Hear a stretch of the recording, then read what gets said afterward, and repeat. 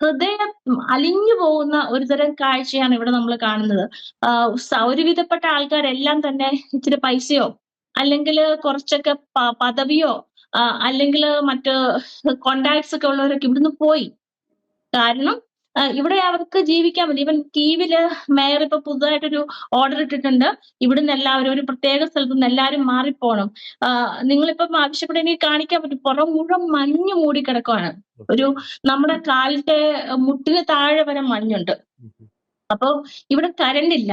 Current ഇല്ലാത്തതിന്റെ കാര്യം power cut അല്ല. അപ്പൊ നമുക്ക് ഉള്ളിടത്തുനിന്ന് എല്ലായിടത്തേക്കും ഡിസ്ട്രിബ്യൂട്ട് ചെയ്യാനായിട്ട് ഇപ്പോഴും കൂടെ വന്നിട്ടുണ്ട്. 13:10 there is an air alert in the Kyiv എന്ന് പറഞ്ഞിട്ട്.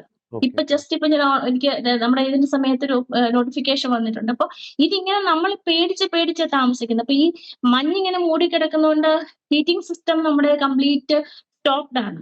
അപ്പൊ നമ്മൾക്ക് കുഴപ്പമില്ല. ഇവിടെ ഇപ്പൊ ഞാൻ താമസിക്കുന്നിടത്ത് 20 അമ്മൂമ്മമാരുണ്ട്. അവരെ കുളിപ്പിക്കണം, അവർക്ക് ചൂട് വേണം, അവരുടെ കാര്യങ്ങളൊക്കെ നോക്കാനായിട്ട് പോലും നമുക്കിവിടെ പറ്റുന്നില്ല. വളരെ ഭയാനകമെന്നല്ല, ദാരുണമെന്നല്ല, വല്ലാത്ത അവസ്ഥയാണ്. 4 വർഷം, ഈ ഫെബ്രുവരി ആകുമ്പോഴത്തേക്കും 4 വർഷം കംപ്ലീറ്റ് ആവും. എനിക്ക് തോന്നുന്നു ഇത്രയും വലിയ നീണ്ടു നിന്ന യുദ്ധങ്ങളൊന്നും നമ്മുടെ ചരിത്രത്തിൽ രേഖപ്പെടുത്തിയിട്ടില്ല.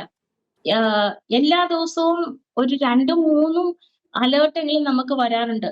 വരുന്ന മാക്സിമം ഡ്രോണുകളും മിസൈലുകളും ഇവിടുന്ന് ഇവിടെ ഡിഫ്യൂസ് ആക്കുന്നുണ്ട്.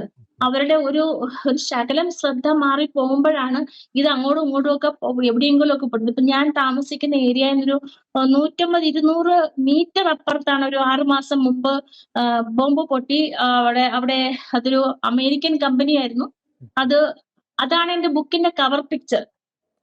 എന്റെ ബുക്കിന്റെ കവർ പിക്ചർ ആ റിയൽ പിക്ചർ ആണ്.